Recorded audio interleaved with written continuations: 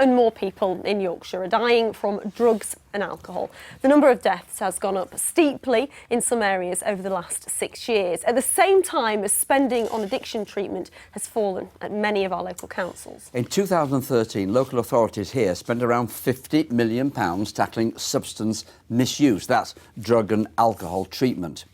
But this year's budget for the same council is down to £44 million. At the same time, drug-related deaths have gone up from 714 to over 1,000. And alcohol-related deaths are also up. In 2012, there were over 1,800 fatalities. Last year, 2,100 people died. Alistair Gill has been speaking to one recovering alcoholic in Bradford. You'd say to your friends, you know, what day is it? They'd say, oh, it's Saturday, and you think, what happened to Wednesday through to Friday? It's just disappeared. Morning, you all right? When Simon last walked into the Oasis Bradford Rehab Centre, it was to get help for a 30-year alcohol problem. He hasn't had a drink now in months, but there was a time when it was all-consuming. When I felt like things were getting too much, the default mechanism was alcohol. As it took more of a hold on me, it did get to a stage where I was drinking 24/7. So it ring work and can't make it, eventually you'd end up losing your job. So. And that happened to you? Yeah, lost jobs. I've lost jobs, or I've just ended up not going back to work. You know, it's a scary business when you don't. You know, when you've no recollection of what you've been up to, it is scary. You know, people that are in detox, they... Simon came to a UK addiction treatment centre. It's a residential unit that you have to pay to attend.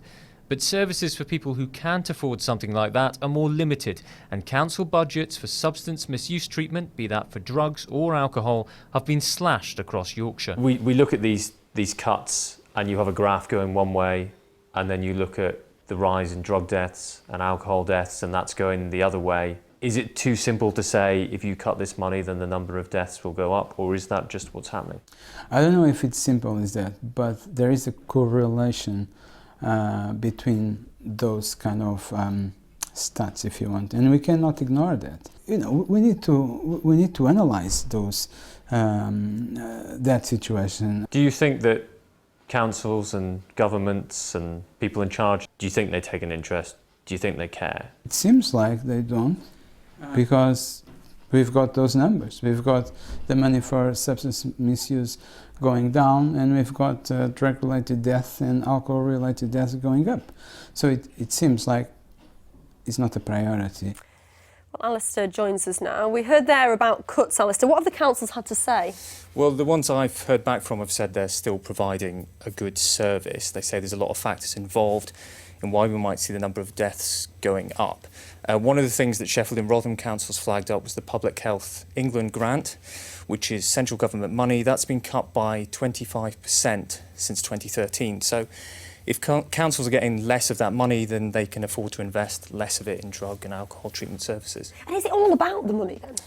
Well, the councils say it's not, that there are more things at play here. So Bradford Council say they've cut £1 million from their most recent budget. They say that there's this group of ageing drug addicts who have complex health needs, and as they get older, they're dying, and that's pushing the figures up. Barnsley Council, who've seen why the biggest rise is in drug deaths, say that in 2017, heroin in the area was spiked with fentanyl, and that's part of the reason why there's been a rise there. So it's not just all about money, but as Nuno said in that piece, that it's probably not a factor we should ignore, particularly when so many people are losing their lives. Alistair, thank you very much.